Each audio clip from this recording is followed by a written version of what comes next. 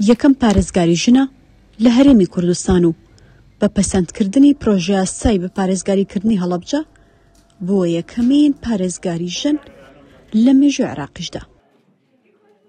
ئێمە وەکو یەکەم پارێزگاری ژن لە هەرێمی کوردستان و پێم وایە لە عێراقیشە هەستێکی خۆشە، بەڵام لە هەمان کاتا بەرپرسیارەتیە لەبەرەوەی ئێمە پۆست هەمیشە بۆ خزمەتکردنی هاونیشتیمانیانی خۆمان بیرمان لێ کردوێتەوە و سێرمان کردووە و ئەوەی جێ خۆشحاڵیە بۆ من لە ئیدارەی پارێزگای هەڵەبجەیە.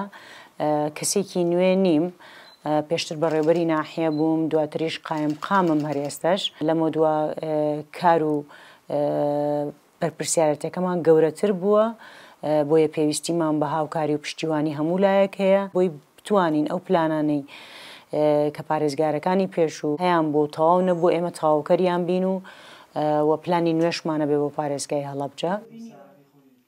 نوخشەی تەمەن 47 ساڵان، خەڵکی تەوێڵێ و دەرچووی کۆلێژی یاسایە. ساڵی 2008 بووە بەڕێوەبەری شارۆچکەی بیارە. لە 2015ەوە قایمقامی هەڵەبجێ و لە نەورۆزی ئەم ساڵی شەوە بۆتە پارێزگاری هەڵەبجە بە وەکالەت. کۆمەڵێ پرۆژەی خزمەتگوزاریمان هەیە کە ڕاستەوخۆ پێوەستن بە ژیانی هاونیشتیمانیانی پارێزگای هەڵەبجەوە. هەوڵ دەدەین ئەو پرۆژانە بخینە بواری جێبەجێکردنەوە، ئەوانەی تەواو نەکراوە تەواویان بکەین لەگەڵ لایەنە پەیوەندیدارەکانە و داکۆکی کارێکی سەرسەختی سەرجەم سێکتەرەکانە بین لە پارێزگای هەڵەبجەیە، لە ڕووی خزمەتگوزاریەوە، لە ڕووی بنیادنانەوە، لە ڕووی سێکتەری تەندروستیەوە، پەروەردەوە، گەشتیاریەوە، کوشتوکاڵیەوە. خۆتان نەزانن پارێزگای ئێمە پارێزگایەکی کوشتوکاڵی و گەشتیاریە و دوو سێکتەری زۆر زۆر گرنگە، بۆیە هەوڵێین لە ڕێگەی سێکتەرە جیاوازەکانەوە هەم بنیەی تەحتی ئیداری هەم بنیەی تەحتی دارایی ئەم پارێزگایە پتە بکەین.